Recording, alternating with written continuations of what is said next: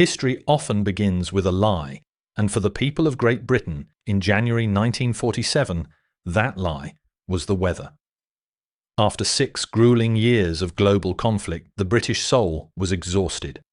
The empire was weary, the cities were still jagged landscapes of bomb-damaged ruins, and the populace lived under the persistent shadow of rationing. Yet, as the calendar turned to 1947, nature seemed to offer a rare, merciful reprieve. The first half of January felt more like a premature spring than the heart of winter.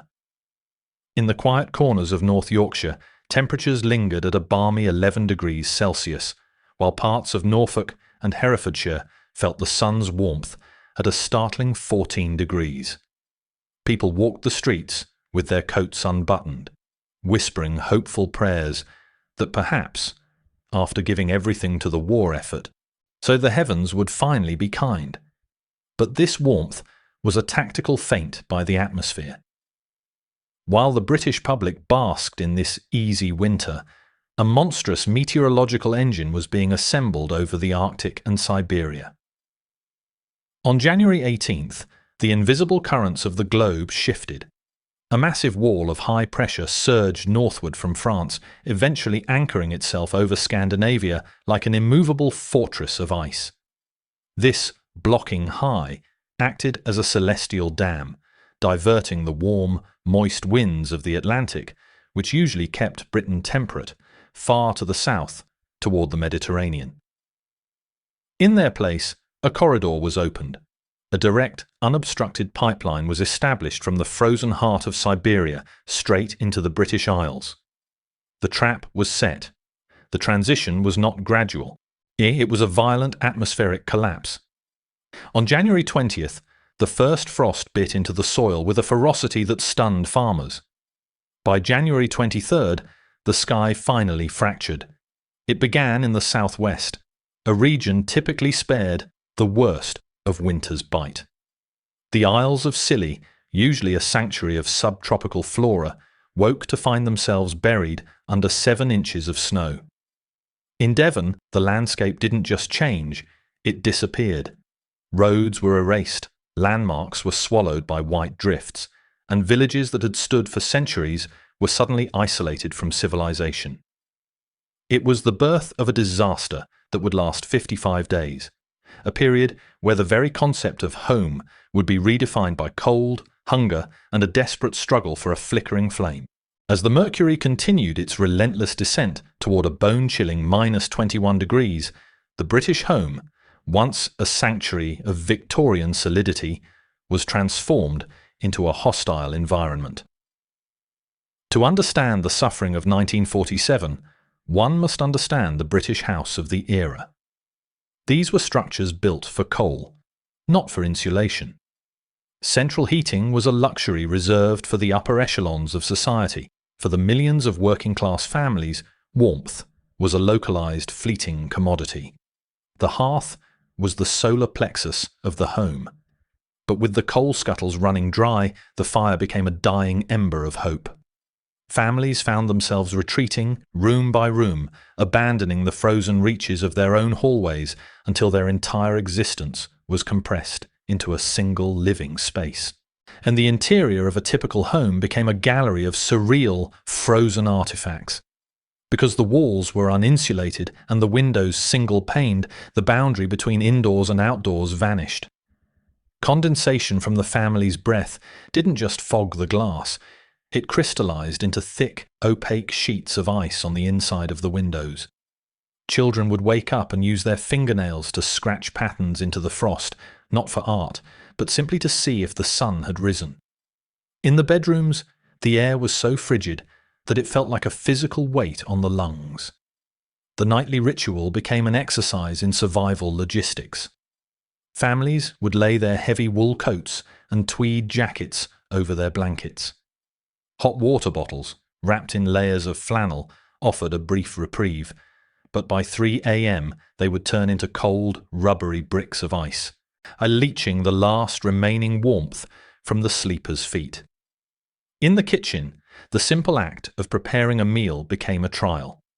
Pipes, buried shallowly in the ground or exposed in unheated sculleries, groaned and shattered as the water inside expanded into ice. To get a drink of water meant melting snow on the stove, if you had the fuel to spare.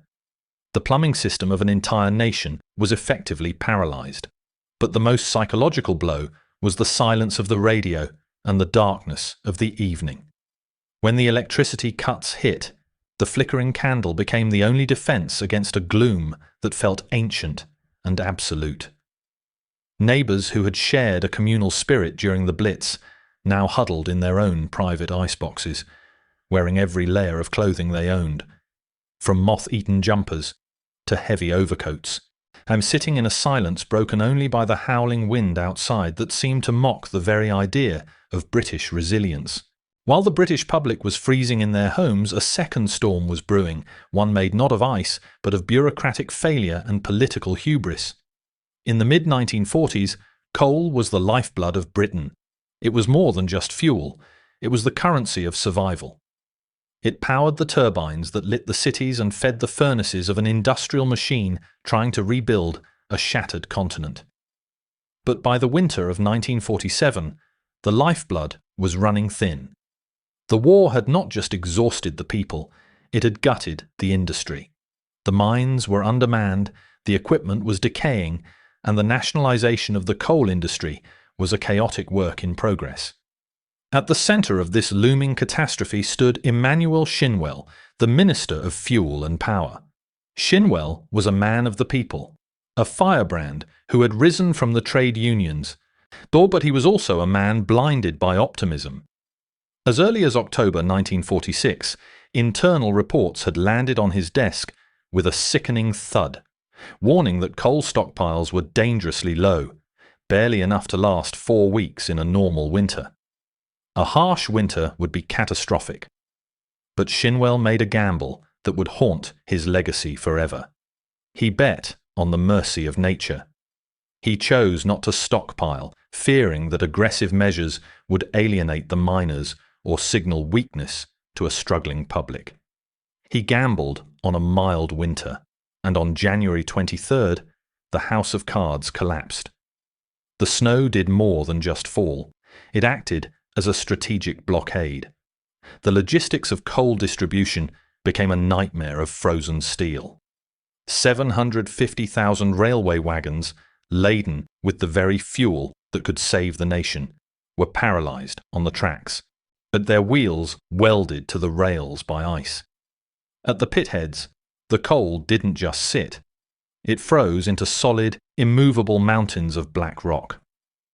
Roads across the Pennines and the Midlands were erased under 7-meter drifts, turning every coal truck into a stationary monument of futility. On February 7, 1947, the reality could no longer be hidden. Shinwell stood before a hushed House of Commons, his voice lacking its usual fire. He delivered an announcement that felt like a surrender. Electricity to all industrial sectors in London, the Midlands, and the North West was to be severed immediately. For the domestic population, power would be restricted to just 19 hours a day. In an instant, the victory of 1945 felt like a distant memory. 4 million workers were thrown into forced idleness as factories went dark. Britain, now the workshop of the world, had run out of steam. Shinwell, once the champion of the working class, became the most reviled man in the country, a man who had watched the clouds gather and prayed for rain, only to be buried by the blizzard. By mid-February 1947, Great Britain was no longer a functioning modern state. It was an archipelago of isolated islands, separated not by water, but by impassable walls of white. The government, reeling from the collapse of the coal grid, was forced to trigger a protocol that had no precedent in peacetime. They called upon the ghost of the war effort. This was the birth of Operation Black Currant, a desperate, ingenious, and grueling military intervention designed to keep the heart of the nation beating. The Royal Navy, the pride of the Empire, was ordered to perform a task far removed from the glory of Trafalgar. Submarines designed to prowl the deep Atlantic were summoned to coastal towns and industrial dockyards. These steel leviathans were repurposed as floating power stations. Their massive diesel engines, typically used to charge batteries for silent running, were now wired directly into the local grids of towns like Plymouth, Portsmouth, and Falmouth. For the crews, it was a living hell. To run the engines at full capacity while stationary meant the interior of the boats became a vibrating chamber of deafening noise and choking fumes. Worse, the massive air intake required by the diesels created a constant artificial gale of freezing air that roared through the cramped corridors. The sailors lived in a permanent draft of -10 degrees, their breath misting over the very dials they were monitoring to keep the lights on for the civilians above. On land, the scene was equally surreal. A massive force of 100,000 men was mobilized to fight the snow. This was an army of necessity.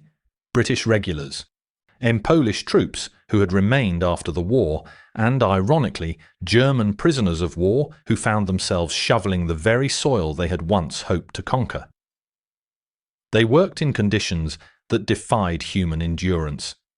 In the high Pennines and the Scottish borders, drifts had reached a staggering 7 meters, burying telegraph poles and swallowing entire steam locomotives. These soldiers didn't just clear roads, they tunneled through mountains of ice to reach villages that hadn't seen a loaf of bread or a doctor in 3 weeks. Royal Air Force pilots, veterans of the skies over Berlin, now flew low-altitude sorties not to drop bombs, but to drop crates of condensed milk, coal, and hay to starving livestock.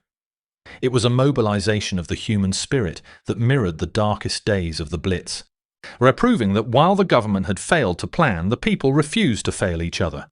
For 55 days, the frost had been the enemy. People had prayed for warmth, for the return of the Atlantic winds, and for the white shroud to finally vanish. But when the reprieve finally arrived on March 4th, it did not bring salvation. It brought a different kind of destruction. Within 48 hours, the temperature in London leapt from freezing to a startling 17 degrees Celsius. It was a violent, unnatural swing. The massive volume of snow, millions of tons of frozen water that had been accumulating for 2 months, began to liquefy all at once. The problem was the Earth itself. The ground remained a solid, impenetrable block of permafrost, several feet deep. The meltwater had nowhere to go. It couldn't seep into the soil, so it cascaded over the surface, a freezing, muddy torrent that sought out the lowest ground. And on March 10th, the heavens opened with a relentless, heavy rain that acted as a catalyst for disaster. The great rivers of England, the Thames, the Trent, the Severn, and the Ouse, were already choked with giant blocks of ice. As the water level rose, these ice flows became battering rams, smashing into bridges and ancient embankments. The floods of 1947 were catastrophic, the worst of the 20th century. In the Thames Valley, more than 100,000 properties were drowned.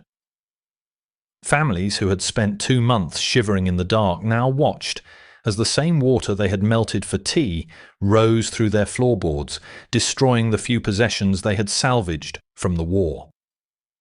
Over 700,000 acres of prime farmland became inland seas. The agricultural impact was a death blow. 2 million sheep and 30,000 cattle, and already weakened by the freeze, drowned in the rising tides. The winter had stolen the present, and now the flood was stealing the future's food supply.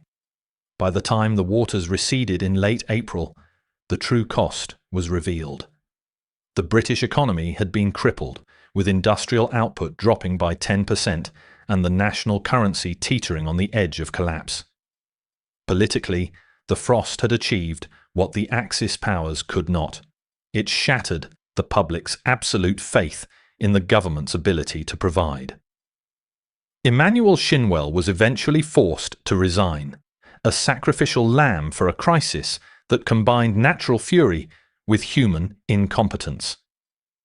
The winter of 1947 remains a ghost in the British memory, a reminder of a time when the victory of war was nearly extinguished by the silence of the snow. It was the winter that nearly broke a nation, a 55-day siege that proved nature is the only superpower that truly remains. As the last of the drifts finally vanished into the mud, Britain emerged not as a triumphant victor of the 1940s, but as a survivor, weary, scarred, and forever changed by the Big Freeze.